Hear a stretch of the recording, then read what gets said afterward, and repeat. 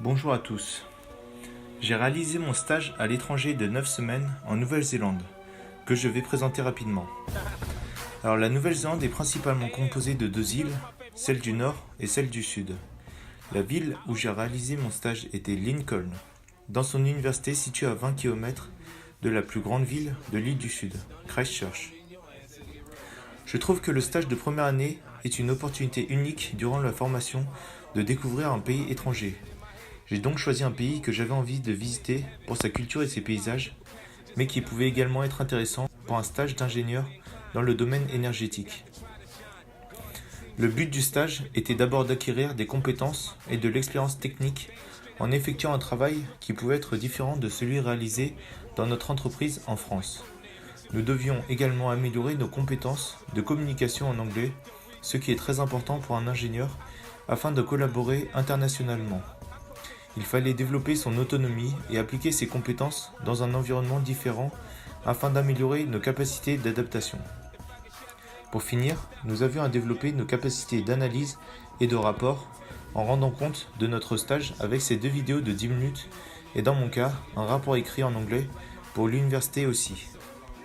La Nouvelle-Zélande produit 80% de son électricité de manière renouvelable et est réputée pour son grand respect envers l'environnement, ce qui représente un pays très intéressant pour un stage dans le domaine énergétique. De plus, malgré la grande diversité culturelle présente dans sa population formée de migration de l'Europe et d'Asie, la langue officielle est l'anglais.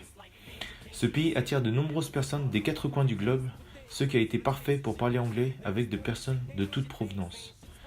Alors, la Nouvelle-Zélande est un pays qui recherche activement de nouvelles personnes pour augmenter sa population actuelle de 4,7 millions d'habitants seulement. Cependant, les entreprises privées préfèrent des personnes plus expérimentées.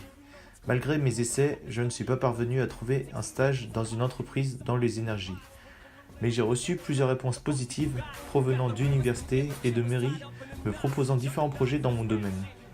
J'ai eu la chance de pouvoir choisir un stage qui me plaisait dans l'université de Lincoln, sous la tutelle de Majid Safa, professeur en ingénierie agriculturale ayant également des compétences en gestion de l'énergie.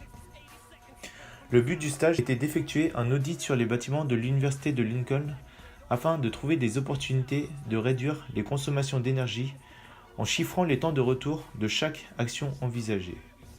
L'université, construite en 1878, avait suivi d'anciennes normes énergétiques et plusieurs choses étaient à changer. Elle était d'une superficie de 50 hectares, soit environ 500 000 mètres carrés, et possédait donc un grand nombre de bâtiments avec des fonctions différentes. Il y avait des bâtiments scolaires, des bureaux pour le staff, des résidences universitaires pour les 6000 étudiants, plusieurs salles de restauration, des salles de loisirs, de musculation, des garderies. J'ai commencé par apprendre à connaître et à étudier cette soixantaine de bâtiments. Cependant, il fallait cibler les plus intéressants à traiter, ceux dont les pertes étaient les plus grandes. En parallèle, j'effectuais pas mal de recherches bibliographiques, afin de m'assurer des travaux les plus intéressants à réaliser. Cela m'a permis de faire un tableau de recueil de données regroupant les possibilités d'action sur chaque bâtiment suite à leur visite. Ces actions concernaient l'amélioration de l'isolation en changeant par exemple les fenêtres qui étaient toutes en simple vitrage ou encore les murs en briques sur certains bâtiments très vieux dont l'isolation était réduite. Pour le côté électrique, il fallait étudier les endroits trop éclairés ou possédant des lampes trop consommatrices afin d'avoir un éclairage et une consommation électrique plus adaptés pour chaque bâtiment. Dans un même temps, je suis allé voir le technicien s'occupant de l'électricité au sein de l'université, Andy Méry. Nous avons pu parler des problèmes auxquels il était confronté face à l'étendue des actions à réaliser et des différentes solutions qu'il avait pu proposer depuis son arrivée un an auparavant. Il avait par exemple commencé à remplacer les lampes traditionnelles comme les fluos compacts par des LED, automatisé le chauffage dans certaines salles et mis des détecteurs de présence pour la lumière dans certains bâtiments. Je me suis rendu compte que le rôle d'énergéticien était encore très peu présent dans la culture néo-zélandaise, que très peu d'actions étaient réalisées sur les bâtiments plutôt vieux, qui étaient mal isolés et possédaient un équipement électrique peu efficace. De plus, M. Méry m'a envoyé des tableaux avec de nombreuses données concernant la totalité des bâtiments de l'université sur 3 ans. En réalisant un programme VBA sur Excel, j'ai pu ressortir les données qui m'intéressaient, ce qui m'a permis de bien voir quels bâtiments étaient les plus consommateurs dans le domaine électrique et lesquels avaient reçu des actions afin de réduire ces consommations. Je suis alors retourné dans les différents bâtiments les plus importants afin de faire une étude plus ciblée et trouver d'autres problèmes qu'on pouvait être amené à corriger. Cela concernait par exemple les laboratoires, la bibliothèque universitaire et d'autres grands bâtiments qui avaient été construits il y a plus d'un siècle. Entre-temps, je rédigeais un compte-rendu pour mon projet en anglais à l'écrit afin que mon tuteur puisse garder une trace après mon départ. Je réalisais de manière assez périodique des rendez-vous avec ce dernier afin qu'il me confirme du bon sens que prenait le projet suite à la lecture du rapport. Il me conseillait également concernant la trame à suivre. Je savais qu'avant d'augmenter l'efficacité énergétique des bâtiments, il valait mieux regarder de plus près la sobriété énergétique, c'est-à-dire voir les habitudes des différents résidents de l'université et de les faire gaspiller moins d'énergie.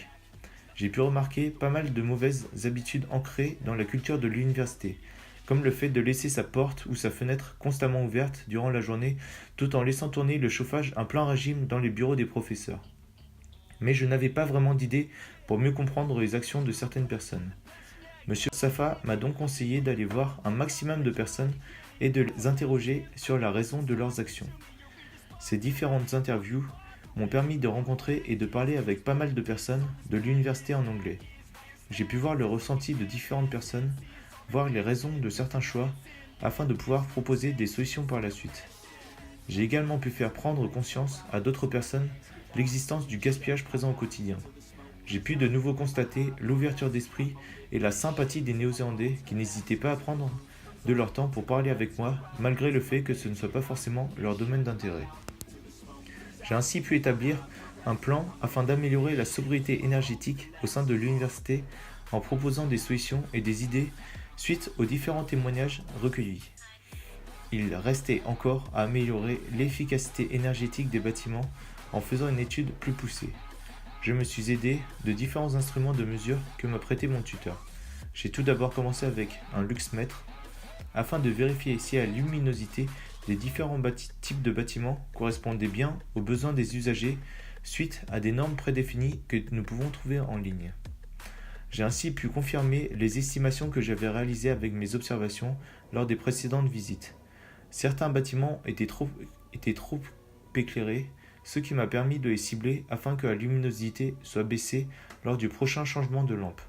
En parallèle, j'ai aussi calculé le temps de retour du changement de différents types de lampes traditionnelles par des LED en comparant l'économie sur la consommation électrique réalisée, le coût des différentes lampes en Nouvelle-Zélande, la baisse du coût en maintenance et le coût du technicien pour le changement. C'est ainsi que nous avons pu effectuer le changement des lampes d'un étage en LED.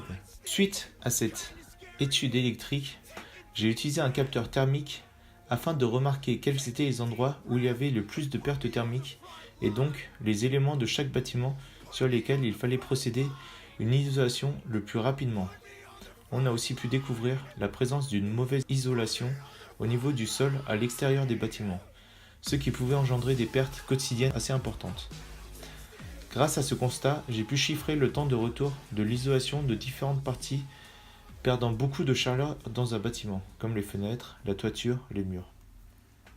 Après cette réalisation, le stage touchait à son terme.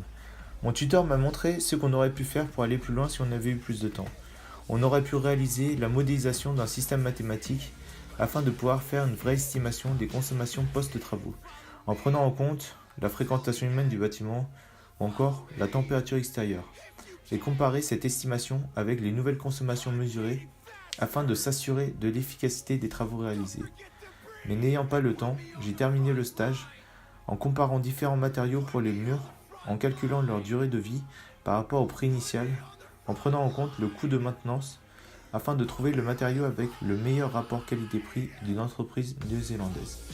Les résultats de tous les calculs ont ensuite été inscrits dans le rapport de stage complet que j'ai pu envoyer à mon tuteur afin que ce projet serve à l'université et puisse éventuellement débloquer des fonds financiers pour la réalisation de travaux d'économie d'énergie. Ce stage m'a permis d'avoir de nouvelles compétences techniques en réalisant un travail pouvant m'aider durant mon quotidien dans mon entreprise en France. En effet, ici mon but est de réduire la consommation d'énergie dans les bâtiments les plus consommateurs à Nantes Métropole. Le fait d'avoir été dans une grande université m'a permis de parler anglais avec pas mal de personnes, que ce soit dans le domaine énergétique, avec mon tuteur, Monsieur Méry, et les personnes interviewées, que dans des événements extrascolaires en réalisant du sport ou des sorties durant le week-end avec d'autres étudiants qui pouvaient venir de partout dans le monde. Il est intéressant de voir les méthodes de travail différentes d'un autre pays et que les préjugés que nous avons ne sont pas forcément vrais. Je trouve que la Nouvelle-Zélande est donc un très bon pays pour faire un stage à l'étranger et je ne regrette pas mon choix.